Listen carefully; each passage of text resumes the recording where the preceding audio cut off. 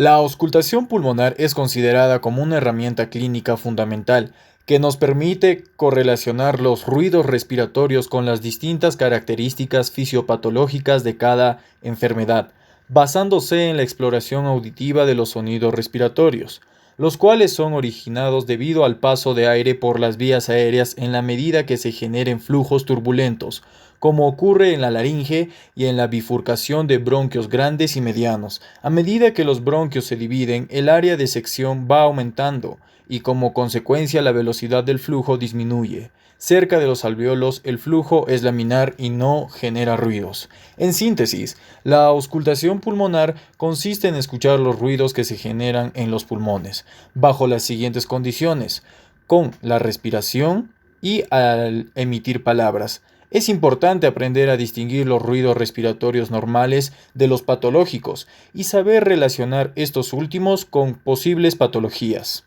Los requisitos para realizar una buena auscultación pulmonar son tener un buen espacio aislado de ruidos, una camilla y sobre todo un estetoscopio, que es una herramienta útil para oír los sonidos internos del cuerpo, en este caso de las áreas de ubicación pulmonar. A comparación de la auscultación cardíaca, la pulmonar se realiza con el paciente sentado y desde el dorso. Para dar inicio a la auscultación pulmonar, se tiene que tener bien en claro los focos de auscultación pulmonar y auscultar ambos pulmones de manera simétrica y organizada para poder comparar los dos hemitórax. ¿Qué ruidos deberíamos auscultar durante una escucha pulmonar normal? Estas son las cosas que deberíamos escuchar en un pulmón sano. Murmullo vesicular. Se ausculta durante la inspiración en todo el pulmón sano. Se origina durante el despegamiento de los alvéolos en la inspiración. Fase inspiratoria. Entrada del aire bilateral simétrica en ambos pulmones. Fase expiratoria. Es una fase pasiva, de salida de aire bilateral, también de manera simétrica. Podemos encontrar anomalías en cualquier fase de la respiración en función de la patología que el paciente presente, de manera que si el murmullo vesicular está ausente, puede indicar atelectasia, colapso de algún lóbulo pulmonar o ocupación por líquido, en el caso de un derrame pleural. En los dos casos descritos previamente, además de ausencia o disminución del murmullo vesicular, se observará hipofonesis del campo afectado. En la fase inspiratoria es habitual que se encuentre los roncus.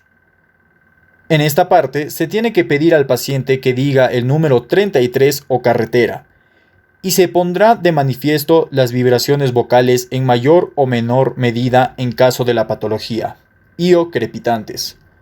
Los roncus pueden aparecer en diferentes patologías pulmonares, como por ejemplo en una neumonía. Los crepitantes pueden ser secos o húmedos, estos últimos típico de un edema agudo de pulmón. Tanto los roncus como los crepitantes pueden estar presentes también durante la fase expiratoria. Hay que estar pendiente en la expiración para ver si detectamos signos compatibles con broncoespasmos, como sería una hipofonesis generalizada o bien sibilante. En la mayoría de los casos son expiratorios, aunque en casos graves puede aparecer durante todo el ciclo respiratorio. En cuanto a los puntos de referencia del tórax, vamos a considerar tres partes: la anterior, la posterior y la lateral. En la parte anterior va a estar comprendida por la fosa supraclavicular, la fosa infraclavicular, la región intercostal y la región mamelunar. La parte posterior va a estar compuesta por una zona superior o supraespinosa, la cual está situada por encima de la espina de la escápula, que va desde la línea vertebral hasta la línea escapular. Seguidamente, la zona escapular externa, que continúa la anterior hasta la línea axilar posterior, y la zona inferior, que está situada por debajo de la línea que pasa por debajo del omóplato y que se llama base. La parte lateral, finalmente, va a estar compuesta por una zona superior o hueco axilar por encima de una línea horizontal que pasa por el mamelón y una zona inferior o subaxilar. Para realizar la auscultación vamos a necesitar un único instrumento, el cual es el estetoscopio. El estetoscopio es un aparato acústico, el cual nos permite captar sonidos del interior de nuestro cuerpo. Tiene 5 partes. La primera es la membrana, la cual nos ayuda a captar frecuencias altas. Después tenemos a la campana, se encuentra detrás de la membrana y nos ayuda a captar frecuencias bajas. Luego tenemos el vástago, el cual va a conectar al tubo con la membrana y eso también permite que el estetoscopio se abra o se cierre. Luego tenemos el tubo que conecta la campana con las olivas y las olivas que son piezas las cuales las introducimos en nuestro oído. Para realizar la auscultación primero tenemos que colocarnos de manera correcta el estetoscopio siempre las olivas para adelante. Después abrimos la campana para poder escuchar mejor y le pedimos al paciente que coloque sus brazos sobre los hombros opuestos para poder visualizar lo que son las líneas escapulares y poder escuchar. Para realizar la auscultación tenemos que identificar los 8 focos pulmonares. Los primeros se encuentran a nivel del ápice de los pulmones. Los siguientes a la altura del límite escápulo-vertebral y los últimos van a la altura de la base de las escápulas.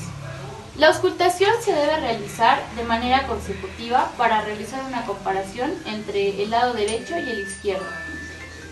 Entonces, para realizar la auscultación tenemos que pedirle al paciente que respire con la boca abierta de manera consecutiva. Por favor.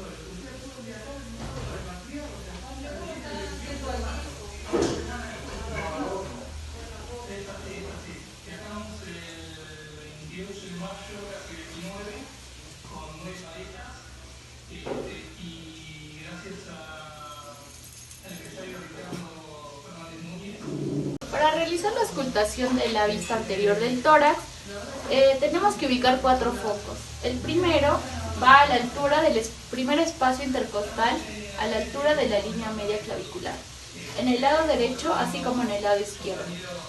Y el segundo va a la altura del quinto y sexto espacio intercostal, guiándonos de lo que es la línea axilar derecha e izquierda. Respira por favor, con la boca abierta.